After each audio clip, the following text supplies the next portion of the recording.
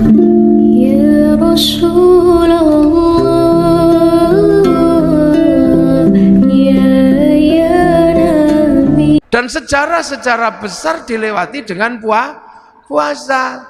Sejarah tertulisnya Weda, sejarah tertulisnya Tripitaka, sejarah turunnya Al-Quran itu sejarahnya orang puasa.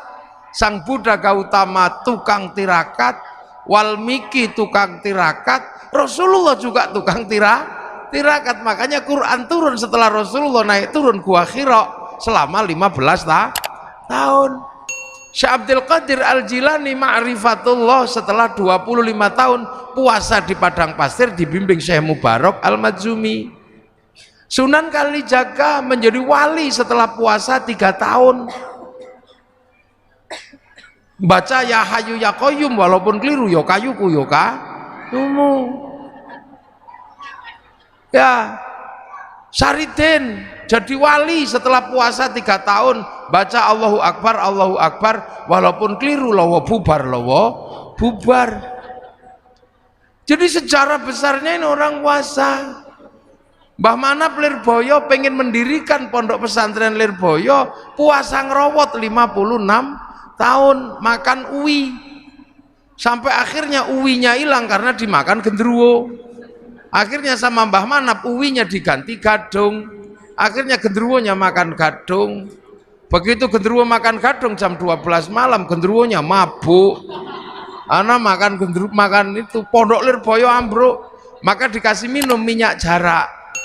Nah akhirnya genderuwonya sadar terus punya tugas nyantri, santri sebagai tukang ngisi jeding, nyenggot namanya. Makanya Lirboyo itu dulu kalau malam suka ada kriat-kriut itu genderuwo nyenggot.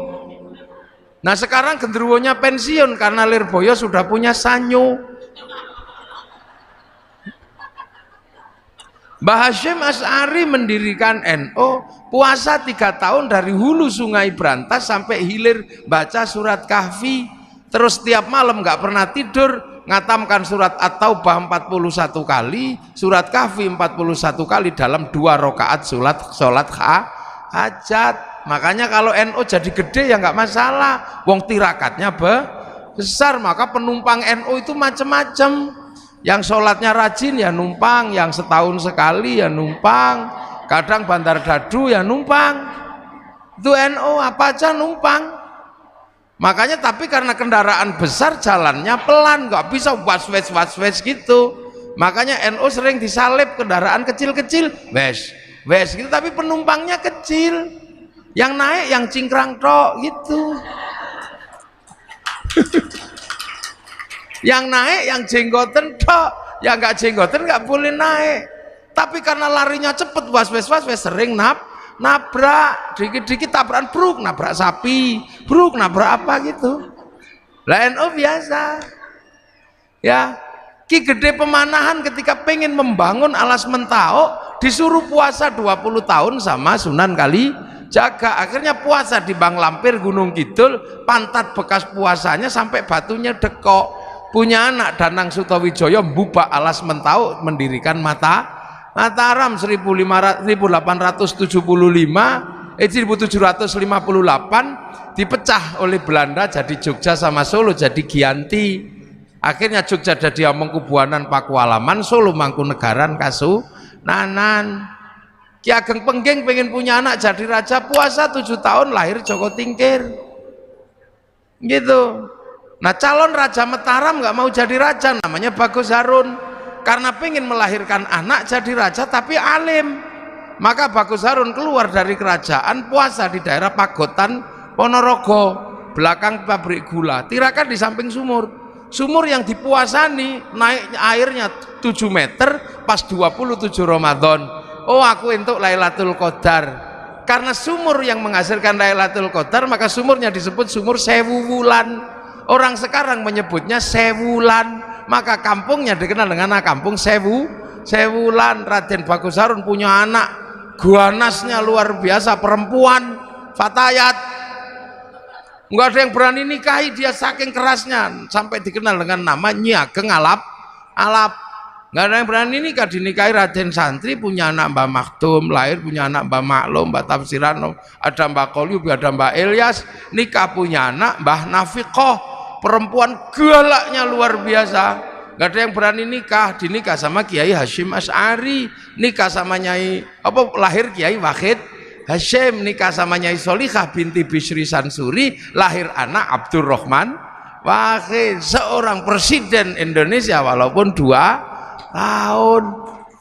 Nah, ini tirakat semua mboknya itu dulu. Di Jogja ada orang nggak terlalu pinter namanya Sukirah, pengen punya anak jadi raja, padahal bukan keturunan raja. Tetangganya cuma bilang paling kamu nanti jadi rajanya ketoprak anakmu. Tapi nekat puasa Bu Sukirah 9 bulan, pengen punya anak jadi raja. Ya Allah, ya Allah. Keluar anaknya laki-laki jemblok keriting, dikasih nama Soeharto, jadi presiden 32 tahun. Loh, itu makanya dulu orang itu kalau punya hajat besar, senjatanya puasa. Laki-laki mencintai perempuan paling cantik sak fatayat, kok ditolak? Puasa kalau laki-laki dulu. Iya. Masuk masjid, baca ya Rahmanu ya Rahim, 7 hari 7 malam, I love you.